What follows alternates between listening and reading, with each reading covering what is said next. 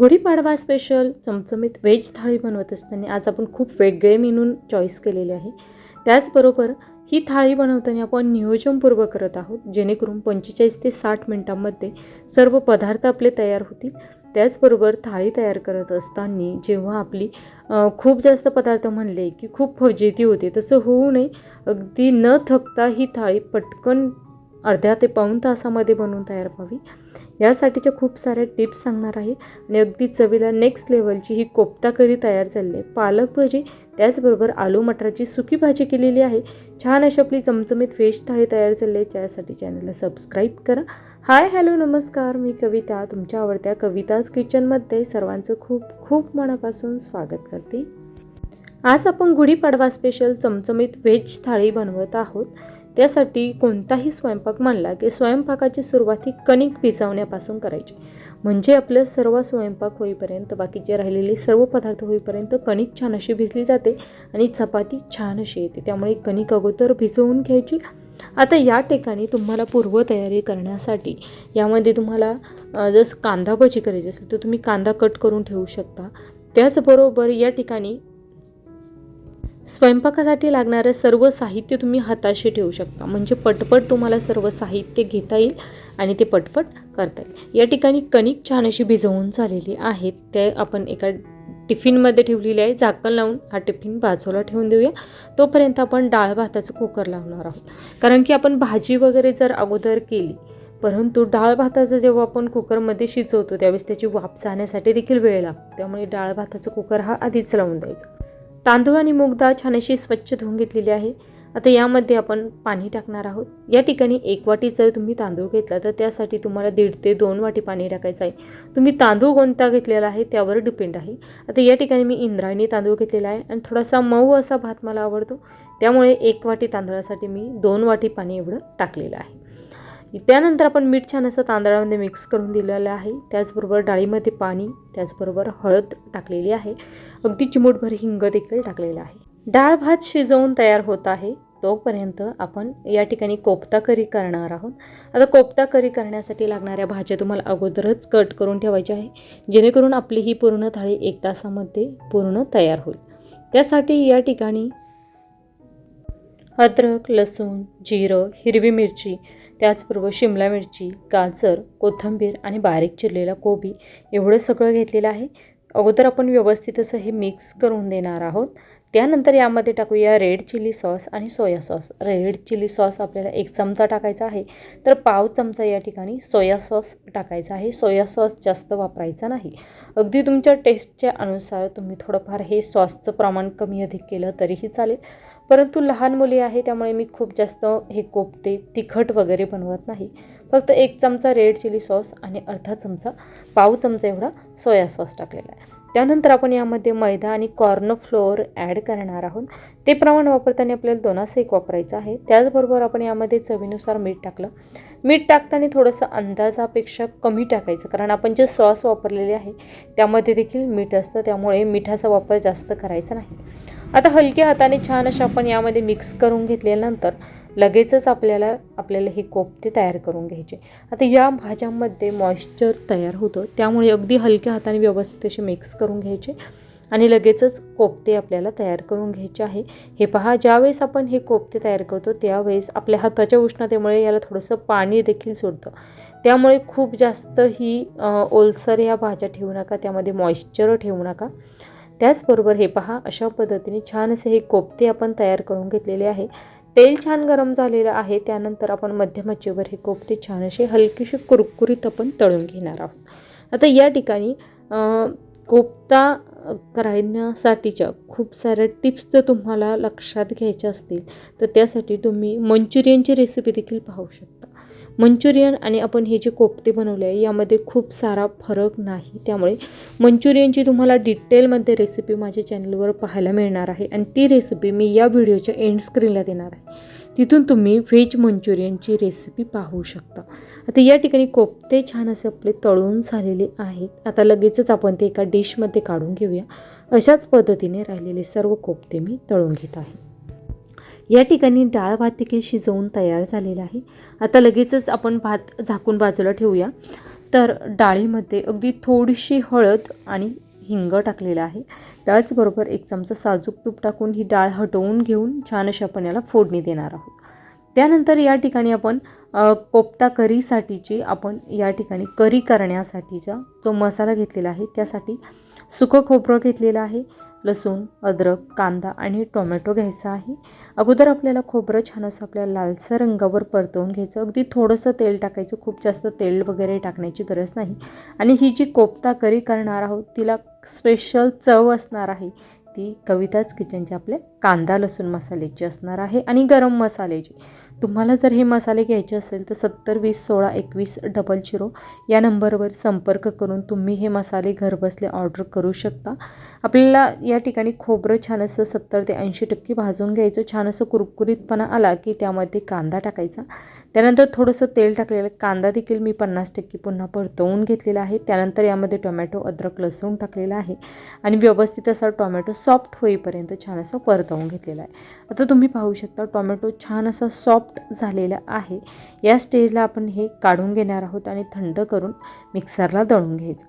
आता या ठिकाणी टोमॅटो छान असा सॉफ्ट झालेला असावा, पिकलेला असावा, नाहीतर ग्रेव्ही ही आंबट लागू शकते. त्यासाठी टोमॅटो छान असा सॉफ्ट करून घ्या, शिजवून घ्या. त्याचबरोबर जास्त पिकलेला देखील घ्या. हे पहा हलकासा मसाला थंड झालेला होता, परंतु थोडासा तरी गरम होताच. तरीही मी रेसिपीमध्ये आपल्याला उशीर होऊ नये यासाठी लगेचच तो दळून घेतलेला आहे. त्यानंतर या ठिकाणी तेल छान कडकडीत गरम झालं. त्यामध्ये 1 चमचा जिरं, 2 स्लाईस केलेल्या हिरव्या मिरच्या, अर्धा चमचा धना पावडर, त्यानंतर अर्धा चमचा या ठिकाणी गरम मसाला टाकलेला आहे, अर्धा चमचा हळद टाकलेली आहे.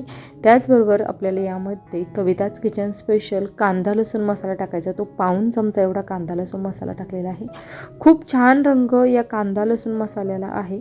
त्यानंतर कढीपत्त्याची पाने टाकलेली आहे. हा कांदा लसूण मसाला टाकल्यावर तुम्हाला मिरची पावडर वगैरे वापरण्याची गरज नाही, कारण या मसाल्यामध्येच आपण 5 प्रकारच्या मिरच्या वापरलेल्या आहेत. त्यामुळे वेगळी मिरची पावडर वगैरे वापरण्याची गरज पडत नाही. त्यानंतर हे पहा खूप छान व्यवस्थित असा हा मसाला यामध्ये मिक्स करायचा, हलकासा 1 मिनिटासाठी परतवायचा. त्यानंतर आपण यामध्ये पाणी टाकणार आहोत. ग्रेव्हीची कन्सिस्टन्सी मॅनेज करण्यासाठी यामध्ये पाण्याचा वापर करायचा. मला यामध्ये मसाला परतवताना थोडासा कमी वाटला होता, त्यामुळे पुन्हा एकदा पाव चमचा मी कांदा लसूण मसाला टाकलेला आहे. म्हणजे एकूणच आपण 1 चमचा एवढा कांदा लसूण मसाला वापरला. ग्रेव्हीच्या कन्सिस्टन्सी ॲडजस्ट करण्यासाठी गरम पाण्याचा वापर केलेला आहे आणि या ठिकाणी थोडीशी दाटसर अशी ही ग्रेव्ही मी ठेवणार आहे. त्यामध्ये टाकूया चवीनुसार मीठ. त्यानंतर आपल्याला मंद आचेवर ही ग्रेव्ही छान अशी शिजवून घ्यायची. साधारणतः 5 ते 6 मिनिटांमध्ये ही ग्रेव्ही छान अशी शिजवून होते. त्यामध्ये आपण टाकूया बारीक चिरलेली खूप सारी कोथिंबीर. ग्रेव्ही छान अशी शिजवून तयार झालेली आहे. आता जे कोफ्ते आपण तयार केलेले आहे ती कोफ्ते यामध्ये टाकणार आहोत आणि या ठिकाणी आपली कोफ्ता करी बनवून तयार झालेली आहे. आता फक्त आपल्याला सुकी भाजी करायची आहे आणि त्यानंतर भजे वगैरे तयार करायचे आहे. हे पहा करी आपली छान अशी शिजवून तयार झाली आहे. लगेचच आपण कोफ्ते टाकणार आहोत आणि जर ही कोफ्ता करी मलाई टाकून हवी असेल तर तुम्ही मलाईचा सर्व करताना वापर करू शकता. हे पहा खूप छान. आणि हे कोफ्ते टाकल्यानंतर लगेचच गॅस बंद करायचा. त्यानंतर ग्रेव्ही आपल्याला शिजवत ठेवायची नाही. कोफ्ता करी छान अशी तयार झाली आहे. लगेचच मी ती डिशमध्ये सर्व करत आहे.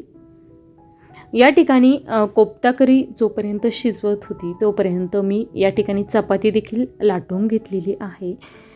त्यानंतर आपण या ठिकाणी पालक भजी करणार आहोत, कारण आपल्याला झटपट अशी ही थाळी तयार करायची आहे. त्यामुळे खूप जास्त वाटण वगैरे न करता देखील ही भजी अगदी परफेक्ट अशी तयार करायची आहे. त्यासाठी बेसन पिठामध्ये मीठ टाकलेलं आहे, चवीनुसार लाल मिरची पावडर, हळद, त्याचबरोबर जिरं, हातावर क्रश करून टाकलेला 1 चमचा ओवा. त्यानंतर सर्व कोरड्या जिन्नस आपण व्यवस्थित अशा मिक्स करून घ्यायच्या. त्यानंतर आवश्यकतेनुसार यामध्ये पाणी टाकायचं आणि थोडंसं घट्टसर असं आपल्याला हे पीठ भिजवून घ्यायचं. हवं तर तुम्ही हे पिठामध्ये कोरड्या जिन्नस अगोदरच टाकून ठेवू शकता पूर्वतयारीमध्ये.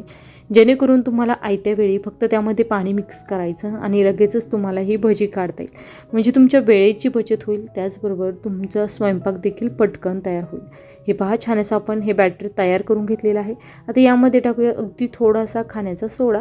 त्यानंतर त्यावर पाणी टाकायचं जेणेकरून सोडा छान असा ॲक्टिवेट होतो. त्यानंतर आपण ही पालक भजी करणार आहोत. आता या ठिकाणी पालक भजी करण्यासाठी आपण अगोदर तेल गरम करण्यासाठी ठेवलेलं आहे. तेल छान असं कडकडीत गरम होत आलेलं आहे आणि पण रव्याचे पळी पापड तयार केलेले आहेत. ते पळी पापड या ठिकाणी आपण तळणार आहोत. तुम्ही देखील उन्हाळी वाळवणाच्या रेसिपीला सुरुवात केली की नाही हे मला कमेंट करून सांगा, कारण खूप सारे वेगवेगळे पापडांच्या रेसिपीज आपण पाहत आहोत. त्यामुळे या सर्व रेसिपींची नोटिफिकेशन ही तुमच्या मोबाईलवर येण्यासाठी प्लीज चॅनलला सबस्क्राईब करा. सबस्क्राईबसोबत घंटीच्या बटनवर क्लिक करून ऑलवर देखील क्लिक करा. हे पहा, खूप छान दुप्पट तिप्पट फुलणारे आपण हे रव्याचे पळी पापड बनवून तयार केलेले आहे. हे पापड देखील मी तळून घेतलेले आहे आणि अशा पद्धतीने छान असं आपल्याला हे पान पिठामध्ये बुडवून घ्यायचं आणि त्याचे आपल्याला हे पकोडे तयार करायचे आहे. पालक पकोडे या ठिकाणी आपण तयार करत आहोत.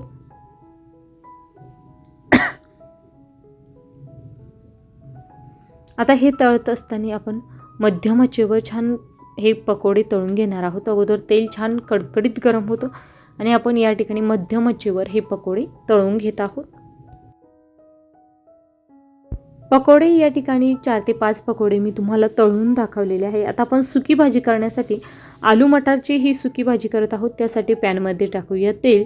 तेल छान असं कडकडीत गरम झालेलं आहे. त्यामध्ये टाकूया 1 चमचा जिरं छान असं फुलल्यानंतर यामध्ये टाकलेला 1 चमचा कांदा लसूण मसाला, थोडीशी धना पावडर, लाल मिर्च पावडर, हळद टाकलेली आहे. त्याचबरोबर या ठिकाणी आपण हे जे वाटाणे आणि बटाटा छान असा या ठिकाणी स्वच्छ धुवून घेतलेला होता तो टाकायचा.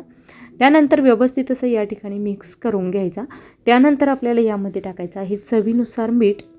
त्यानंतर आपण यामध्ये थोडंसं पाणी टाकणार आहोत जेणेकरून मसाला तळाशी करपू नये यासाठी. खूप जास्त पाणी टाकायचं नाही. त्यानंतर यामध्ये आपण शेंगदाणे आणि लसूणचं थोडंसं कूट करून घेतलेला आहे, तो कूट यामध्ये टाकायचा. त्यानंतर झाकण ठेवून ही भाजी आपल्याला 5 मिनिटांसाठी शिजवून घ्यायची. त्यानंतर या ठिकाणी आपली ही भाजी तयार होत आहे तोपर्यंत आपण या ठिकाणी श्रीखंडची जी रेसिपी आहे ती तुम्हाला 2 ते 3 दिवसानंतर पाहायला मिळणार आहे. गुढीपाडव्याच्या अगोदर 2 दिवसातच ती रेसिपी पाहायला मिळणार आहे. ती देखील मी एका बाउलमध्ये सर्व केलेलं आहे. आता सर्व आपले पदार्थ तयार झाले, आपण ते डिशमध्ये सर्व करूया. यामध्ये मी थोडीशी मलाई टाकणार आहे, कारण मला मलाई कोफ्ता करी ही खूप आवडते. त्यासाठी अगदी तशी जरी सर्व केली तरी खूप छान अशी लागते. त्यानंतर आपण जी सुकी भाजी तयार केली आहे ती देखील यामध्ये सर्व करत आहोत आणि राहिलेले सर्व पदार्थ सर्व करत आहोत. श्रीखंडाची जी रेसिपी आहे ती गुढीपाडवा स्पेशल आपण तयार झालेली आहे, परंतु ती रेसिपी तुम्हाला उद्याच्या किंवा परवाच्या भागामध्ये पाहायला मिळणार. त्यामुळे चॅनलला सबस्क्राईब करून ठेवा. त्याचबरोबर मागच्या वर्षी आपण जी श्रीखंडाची रेसिपी पाहिली होती ती देखील या व्हिडिओच्या शेवटी तुम्हाला पाहायला मिळणार आहे, तिथून तुम्ही ती पाहू शकता. त्याचबरोबर श्रीखंडाच्या रेसिपीमध्ये तुम्हाला कोणत्या प्रकारचं श्रीखंड पाहायला आवडेल, केशर श्रीखंड किंवा ड्रायफ्रूट्स टाकून वगैरे तुम्हाला जो श्रीखंडाचा प्रकार पाहायला आवडेल ती मला कमेंट करून सांगा. ती रेसिपी तुम्हाला उद्याची किंवा परवाच्या भागामध्ये पाहायला मिळेल. त्याचबरोबर थाळीतील सर्व पदार्थ आपले बनवून तयार झालेले आहे. खूप छान अशी आपली ही व्हेज थाळी बनवून तयार झालेली आहे. तुम्हाला या थाळीमध्ये आणखीन कोणकोणते मेनू पाहायला आवडले असते हे मला कमेंट करून नक्कीच सांगा, जेणेकरून आपण अक्षय तृतीया स्पेशल जेव्हा व्हेज थाळी बनवू किंवा रोजच्या जेवणाची व्हेज थाळी बनवू त्यामध्ये तुम्हाला ते पदार्थ पाहायला मिळतील. अगदी छान परफेक्ट अशी आपली गुढीपाडवा स्पेशल ही व्हेज थाळी बनवून तयार झाली आहे. रेसिपी आवडल्यास लाईक, शेअर आणि सबस्क्राईब करा. त्याचबरोबर कमेंट करायला विसरू नका आणि कमेंट बाजूला सरकून हाईप देखील नक्कीच करा. वेळात वेळ काढून माझी रेसिपी शेवटपर्यंत पाहिल्याबद्दल धन्यवाद. पुन्हा भेटूया उद्या दुपारी 12 वाजता अशाच नवीन एखाद्या छानशा रेसिपीसोबत. तोपर्यंत धन्यवाद.